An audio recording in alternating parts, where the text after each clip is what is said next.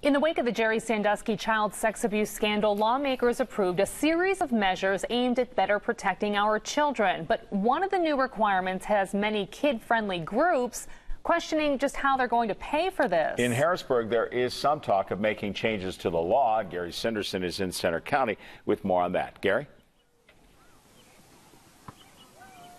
Hey, we're here in Ferguson Township, one of the many parks here in the center region. It is a busy night here just outside of State College. A lot going on. We've got a Little League game behind us. Little League, one of the organizations impacted in the story we're going to tell you about.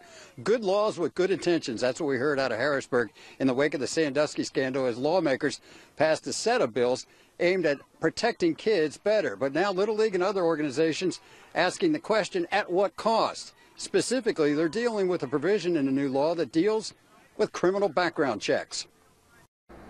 Signs of springtime. Little League kids back at the ballparks. But for coaches, staff, and organizers, a new topic on the lineup card. Oh, definitely. We've had several discussions in board meetings about it already and trying to make sure that we're in compliance today. He's talking about the new state law requiring stepped-up criminal background checks for those who may be in close contact with kids, whether it's your grandmother, coaches, chaperones, or anyone else. I have a funny feeling that it's a knee-jerk overreaction to the problem going on, particularly at Penn State. For the Blair County Miracle League and other volunteer groups, the problem is they have to pay for the background checks. Each one can cost up to $47. At the Miracle League alone, there's hundreds of volunteers involved. If we have to do that, if it's determined, we probably won't be here anymore because we just can't afford to do that. We've heard the same from many nonprofits, little leagues, church groups, scouts, and others who are considering cutbacks in activities. One issue, lack of clarity in who exactly needs a background check. We need a little clear definition on who needs the background checks. Like the people in the concession stands, they serve the kids, but the kids aren't necessarily in the concession stand, so does that count? Group organizers also talking about seeing less volunteers. The new law has brought new questions. I think people have questions as to what exactly it is that they need, and I'm not sure that we have received enough information yet to be able to fully provide that information to them. In Harrisburg, where legislators are reluctant to talk about changing recent laws, is that there's some muddy areas within the legislation that was done. How muddy is the law? Consider this. At one point, even one of the state's best-known international events, the Little League World Series, was being reviewed.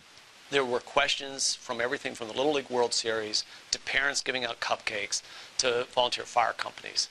What we have to do now is to make sure that's clarified. Representative Conklin saying if nothing else, he wants to get the nonprofits off the hook for paying the state-mandated costs.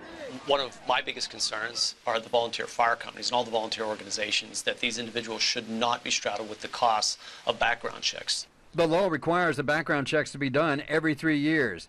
And there are those who say it's simply the cost of doing business these days if we want to do a better job of protecting kids. And again, none of these organizations are questioning the intent of these new laws, again, what it is to protect our kids better. But Representative Conklin telling us if they can, as he says, tweak the new legislation, he'll introduce separate legislation asking that the volunteer groups be exempt from paying for those criminal background checks. Live in Center County, Gary Sandusky, 6 News.